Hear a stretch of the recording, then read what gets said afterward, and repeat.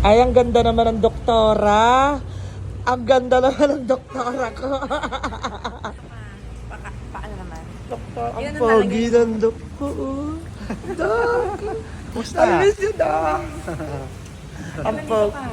Ito lang, ito naman yung dok ko. Walang ko na dok. Ganito dapat, nakakapang mo dapat yung buto.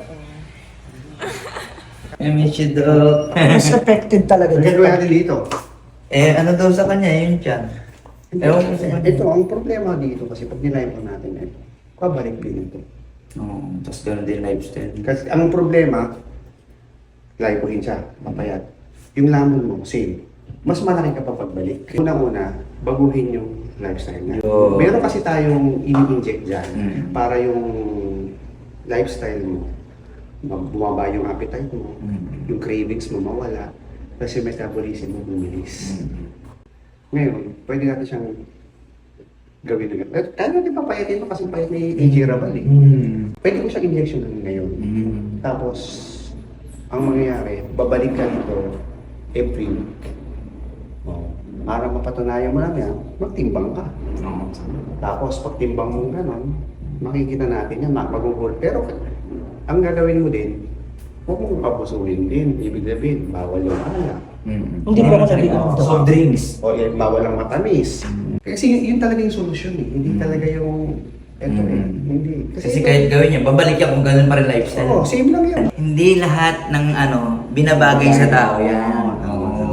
Madali magparito, di ba? Doc? Oo, madali. Baka mamaya. Kaya lang, baka magsisi ka. Magsisi ka. Oo. I-inject na lang ako nito. Inject ka natin daw.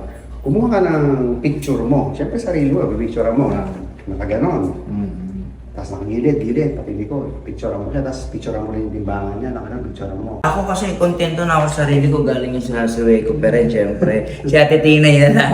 Si Ate Tinay. Ano ito? Ayaw ng dalawan doktor si Dok. Sa face niya. Review ka, 3 liit at mo. Kasi ito matao sa ilong mo, matao sa ilong. Yung lumate ito siguro. Yung lumate yung pisngi kasi usually yan sa camera. Medyo, ano yun, parang dumalaki na bublo up. Oo, yun yung pwede natin gawin. Pero yung ilong mo matao sa Oo, hindi. Hindi siya nagagalaw. Yung ito. Palipisin na. Okay? Ha? So yun guys, narinig nyo naman yung sinabi ni Doc, hindi ko kailangan ng lipo, hindi ko kailangan magpa-lipo, magpa-opera. Kailangan ko diet. So, syempre tutulungan pa rin ako ni Doc. Ano na lang, every week kailangan ko mag-inject. May i-inject siya sa akin ngayon, pero kailangan ko pa rin sumama ng diet.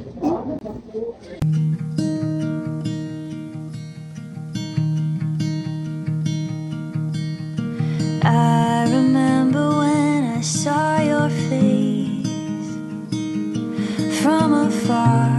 In an instant I was changed. You with your friends, but I was taken. I embarrassed myself but couldn't wait. And I smiled